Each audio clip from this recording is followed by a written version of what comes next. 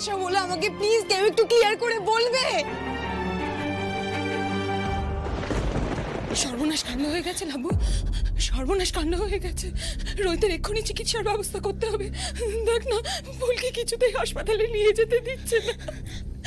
রক্তে ভেসে যাচ্ছে ছেলেটা, রক্তে ভেসে যাচ্ছে। গুলি লেগেছে জানিস, গুলি গুলি লেগেছে। কত রক্ত, কত রক্ত! দেখ ছটফট করছিস।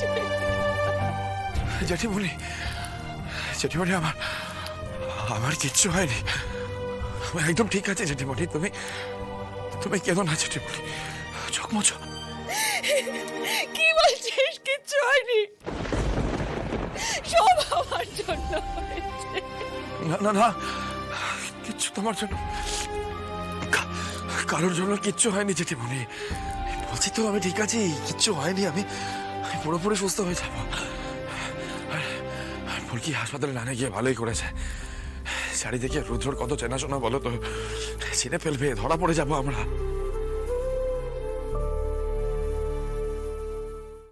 পিনাকি, হ্যাঁ বল। একজন ডাক্তারের ব্যবস্থা করা যাবে?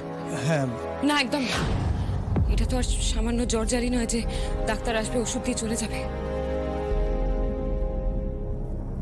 যে ডাক্তারই আসবে সে বাইরে গিয়ে মুখ খুলবে, তাতে বিপদ বাড়বে বই কমবে না।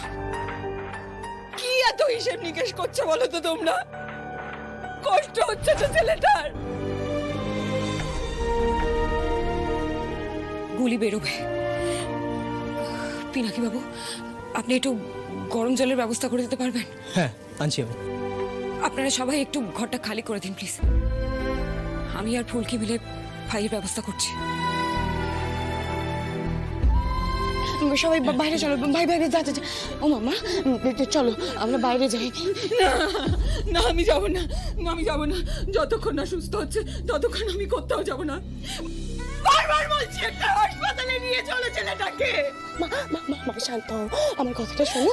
ওদেরকে করণীয়টা করতে দাও। হাসপাতালে নিয়ে গেলে জীবন নিয়ে টানাটানি করবে। রুদ্র, একটু বোঝার চেষ্টা করো। কেন বুঝতে পারছো না? প্লিজ এখন তো একটু বোঝো। চলো না, চলো একটু বাইরে চলো, ওরা ওদের কাজটা করুক। এসো, ঠিক হয়ে যাবে।